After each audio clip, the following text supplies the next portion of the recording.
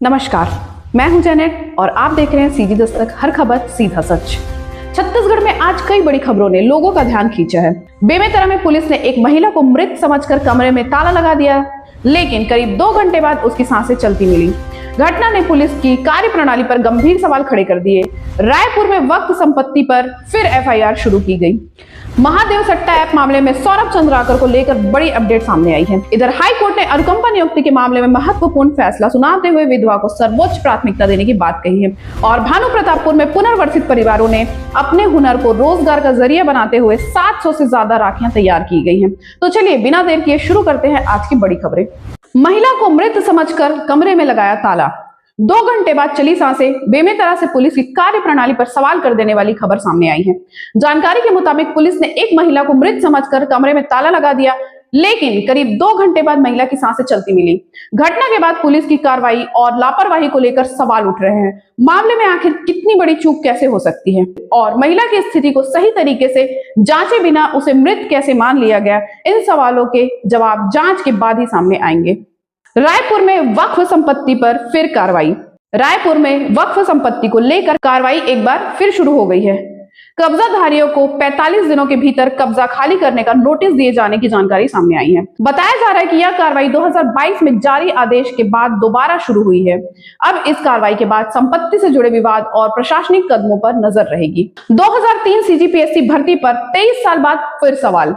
अब बात छत्तीसगढ़ की बहुचर्चित भर्ती से जुड़ी बड़ी खबर की। 2003 सीजीपीएससी भर्ती मामले में 23 साल बाद फिर जांच तेज होने की खबर सामने आई है। जानकारी के मुताबिक 147 अधिकारियों के चयन की दोबारा जांच की जाएगी। ईओडब्ल्यू की ओर से जल्द चालान पेश किए जाने की संभावना भी जताई जा रही है। इतने लंबे समय बाद भर्ती प्रक्रिया पर फिर सवाल उठने से इस मामले ने एक बार फिर राजनीतिक और प्रशासनिक हलकों में चर्चा बढ़ा दी है। महादेव सट्टा ऐप मामले में बड़ा अपडेट। महादेव सट्टा ऐप मामले में एक और बड़ा अपडेट सामने आया है। रिपोर्ट के मुताबिक सौरभ चंद्राकर ने भारत लौटने से पहले अपनी सुरक्षा को लेकर चिंता जताई है। साथ ही नेटवर्क से जुड़ी महत्वपूर्ण जानकारी जांच एजेंसियों को देने की बात भी सामने आई है। अगर यह जानकारी जांच में सामने आती है तो महादेव सट्टा ऐप नेटवर्क की जांच में कई नए पहलू जुड़ सकते हैं। हालांकि पूरे मामले में आगे की आधिकारिक जांच और कानूनी प्रक्रिया महत्वपूर्ण होगी। पुनर्वसित परिवारों ने हुनर को बनाया रोजगार। अब एक सकारात्मक खबर भानु प्रतापपुर से।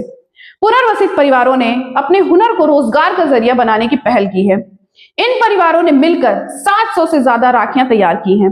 रक्षाबंधन के मौके पर तैयार की गई ये राखियां न सिर्फ मेहनत और हुनर को दिखाती हैं, बल्कि आत्मनिर्भरता की दिशा में भी एक कदम है। अजीम प्रेमजी स्कॉलरशिप पर छात्राओं को जानकारी। शिक्षा से जुड़ी खबर में अजीम प्रेमजी स्कॉलरशिप 2026-27 को लेकर कार्यशाला आयोजित की गई।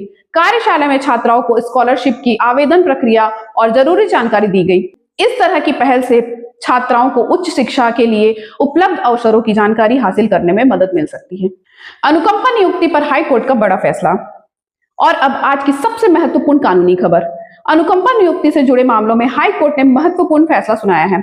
कोर्ट ने कहा कि दिवंगत शासकीय कर्मचारी की विधवा को नियुक्ति में सर्वोच्च प्राथमिकता मिलेगी, जबकि मृत कर्मचारी की बहन के दावे को खारिज कर दिया गया। यह फैसला अनुकंपा नियुक्ति में परिवार के पात्र सदस्यों की प्राथमिकता को लेकर महत्वपूर्ण माना जा रहा है। तो ये थी छत्तीसगढ़ की आज की 7 बड़ी खबरें। ऐसी ही खबरों के लिए जुड़े रहिए हमारे चैनल सीजी दस्तक के साथ और हमारे चैनल सीजी दस्तक को लाइक, शेयर और सब्सक्राइब करना ना भूलें। धन्यवाद।